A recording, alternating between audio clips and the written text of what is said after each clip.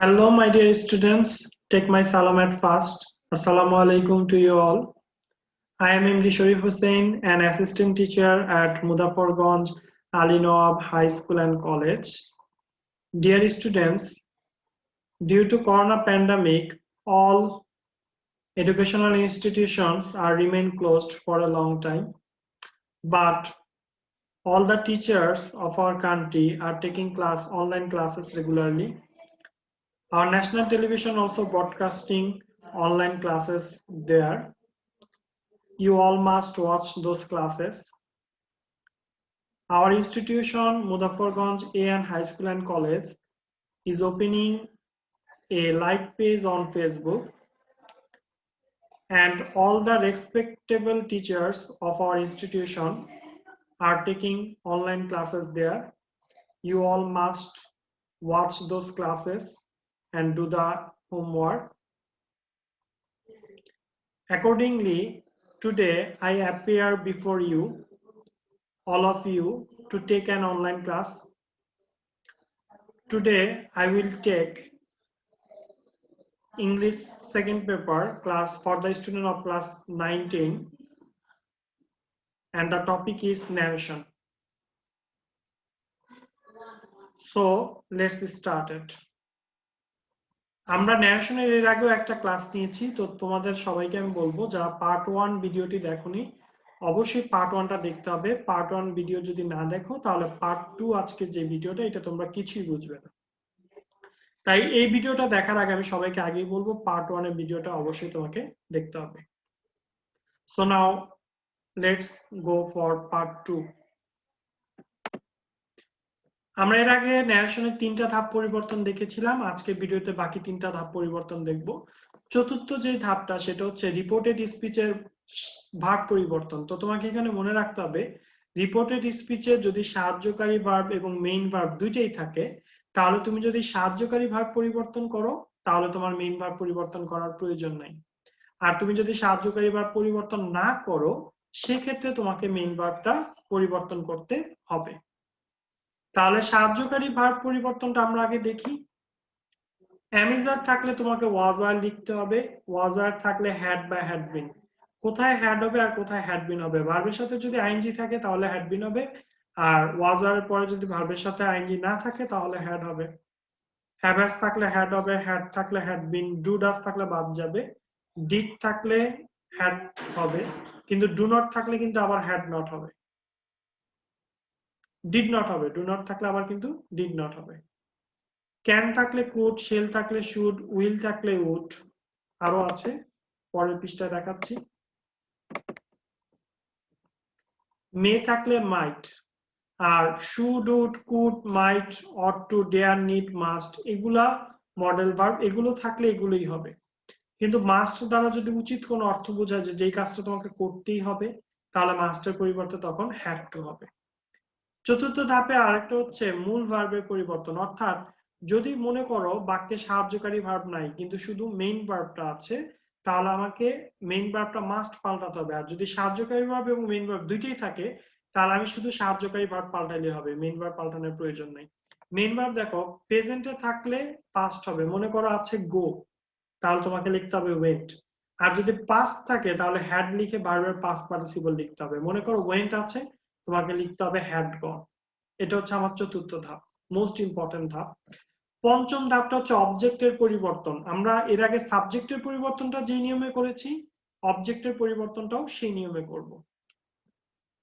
যদি আমি first person দেখি তাহলে আমি রিপোর্টিং স্পিচের যে সাবজেক্ট আছে সেটার অবজেক্ট লিখব। যেমন হি সেড টু মি, ওখানে যে হিটা থাকে সেই হিটার অবজেক্ট লিখব। আর যদি সেকেন্ড পার্সন থাকে তাহলে যে অবজেক্ট যেটা আছে মি, মি এর সেকেন্ড পার্সন আমরা মিতে অবজেক্টকে অবজেক্ট করব। অর্থাৎ যদি আমার অবজেক্টটা ফার্স্ট পার্সন থাকে তাহলে আমি সাবজেক্টের অবজেক্ট করব, কোন সাবজেক্টের? রিপোর্টিং স্পিচের। আর যদি আমার অবজেক্টটা সেকেন্ড পার্সন থাকে তাহলে আমি অবজেক্টের অবজেক্টিভ ফর্মটা লিখব। ঠিক আছে, যেমন দেখো একটা উদাহরণ দেই, হি said to me I have done my homework. তাহলে যেহেতু এটা অ্যাসার্টিভ, সেড টুর পরিবর্তনে টোল বসছে, কমার পরিবর্তে ড্যাশ, সাবজেক্ট ফার্স্ট পার্সন তাই সাবজেক্টের সাবজেক্টিভ ফর্ম বসছে।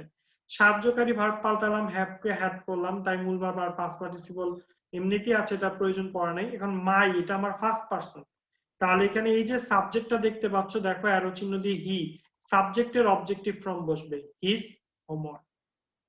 তা আশা করি চতুর্থ ধাপটা বুঝেছো। এবার চলো পঞ্চম ধাপে। পঞ্চম ধাপ বুঝেছো, এবার লাস্ট ধাপ, ষষ্ঠ ধাপ। এখানে দেখো ওই যেটা বলছিলাম, ফার্স্ট পারসন অবজেক্ট থাকলে সাবজেক্টের অবজেক্টিভ হবে, আর সেকেন্ড পারসন অবজেক্ট থাকলে অবজেক্টের অবজেক্টিভ ফর্ম হবে।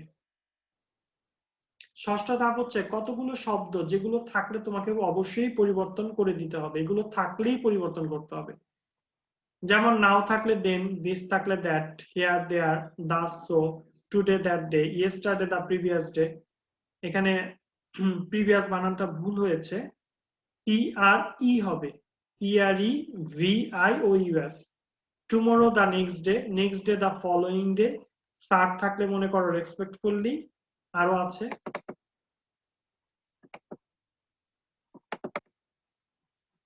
ইয়েস থাকলে ইন দ্য অ্যাফার্মেটিভ, নো থাকলে in the negative, last night বা লাস্ট মান্থ থাকলে দ্য প্রিভিয়াস নাইট বা প্রিভিয়াস মান্থ, নেক্সট ডে থাকলে দ্য ফলোইং ডে, এরকম অনেকগুলো আছে, সাধারণত এগুলাই ব্যবহৃত হয়।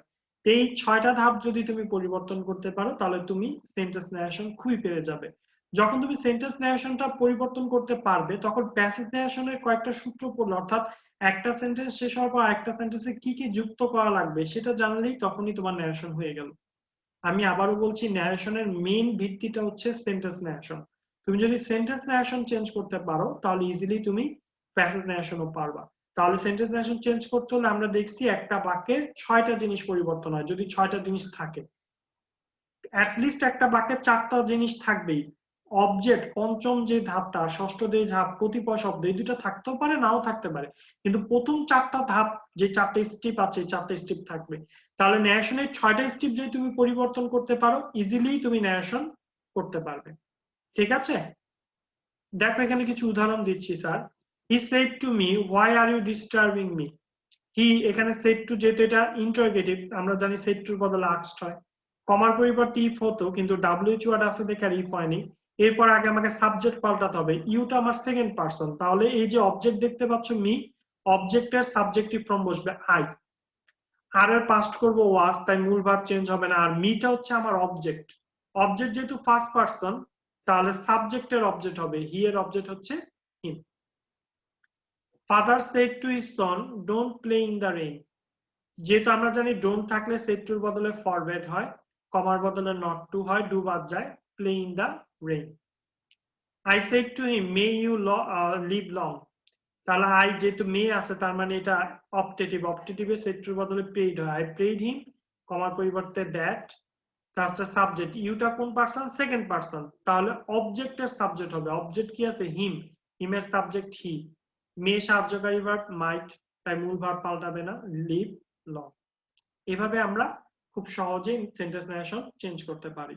তাহলে এটা হচ্ছে আমার পার্ট 2 এর ভিডিও, তোমরা সেন্টেন্স ন্যারেশন চেঞ্জ করাটা শিখে নাও, এক্সারসাইজ গুলো করে ফেলো বইয়ে, দেন আমি তোমাদের সাথে প্যাসেজ ন্যারেশন নিয়ে অন্য ক্লাসে হাজির হব।